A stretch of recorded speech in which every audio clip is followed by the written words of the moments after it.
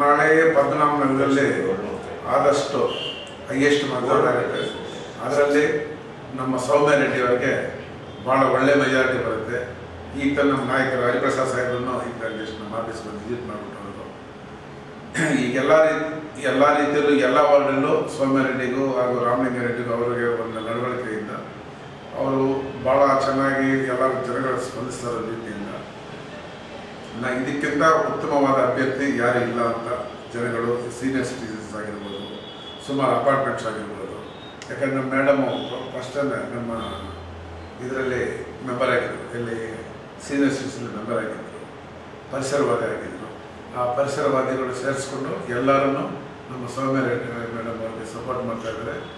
ಅವರು ನಾಳೆ ನಡೆಯುವಂಥ ಚುನಾವಣೆಯಲ್ಲಿ ಪದ್ಮನಾಭ ಹೈಯೆಸ್ಟ್ ಮತ ಜೊತೆಗೆ ಸೌತೆಲ್ಲ ಅವ್ರು ಗೆದ್ದೇ ಗೆಲ್ತಾರೆ ಅಂತ ನಾವೆಲ್ಲರನ್ನೂ ನಮ್ಮ ಲೀಡರ್ಗಳಾಗಿರ್ಬೋದು ಎಲ್ಲರೂ ಸೇರಿಕೊಂಡೆ ಕೆಲಸ ಮಾಡ್ತಾಯಿದ್ದೀವಿ.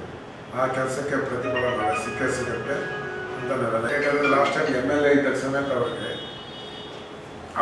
ಅವ್ರ ಬಗ್ಗೆ ಎಲ್ಲೇ ಒಂದು ಕೆಟ್ಟ ಅಭಿಪ್ರಾಯ ಇಲ್ಲ, ಯಾವುದೂ ಇಲ್ಲ, ಯಾವ ಜನಗಳನ್ನ ಬೆಳೆಸ್ಕೊಂಡಿರ್ತಾರೆ ರೀತಿಯಿಂದ. ಆಯಮ್ಮನಿಗೆ ಒಂದು 4-5% ವೋಟ್ ಜಾಸ್ತಿ ಆಗಿದೆ ಟೋಟಲಲ್ಲಿ. ನಮ್ಮ ರಾಮಲಿಂಗ ರೆಡ್ಡಿ ಸಾಹೇಬ್ ನಿಂತಿರೋದ್ರಿಂದ ಅವರು 8 ಸಲ ಈಗ 8 ಸಾವಿರದ 5 ಸಲ ಮಿನಿಸ್ಟರ್ ಆಗಿದ್ದಾರೆ. ಅವ್ರಿಗಂತ ಒಂದು ಘನತೆ ಇದೆ. ಅದರಿಂದ ಅವರಿಗೆ ಒಂದು ಸ್ವಲ್ಪ ಎಲ್ಲ ಜನಗಳ ಇರೋದ್ರಿಂದ ಹೈಯೆಸ್ಟ್ ವೋಟ್ ಅವರಿಬ್ಬರಿಂದ ಸ್ವಲ್ಪ ಹೈಯೆಸ್ಟ್ ವೋಟ್ ಬರುತ್ತೆ. ಇದು ನಮ್ಮ ಪಕ್ಷದ ಅಧ್ಯಕ್ಷರು DK ಶಿವಕುಮಾರ್ ಸಾಹೇಬರು ನಮ್ಮ ಪಕ್ಷದ 5 ಪ್ರಣಾಳಿಕೆ ಏನಿದೆ, ಈಗ 5 ಪ್ರಣಾಳಿಕೆ ಜೊತೆಗೆ ಎಲ್ಲನೂ ಕ್ಲಿಯರ್ ಆಗಿದೆ. ಜೊತೆಗೆ ಮನೆ 1 ಲಕ್ಷ ಈಗ ಹೊಸ ಸ್ಕೀಮ್ ಏನಿದೆ ಆ ಸ್ಕೀಮೆಲ್ಲ ನೋಡಿಬಿಟ್ಟು ಜನಗಳೆಲ್ಲ ವೋಟ್ ಹಾಕ್ತಾರೆ ಅಂತ ಭಾವಿಸ್ತಾರೆ.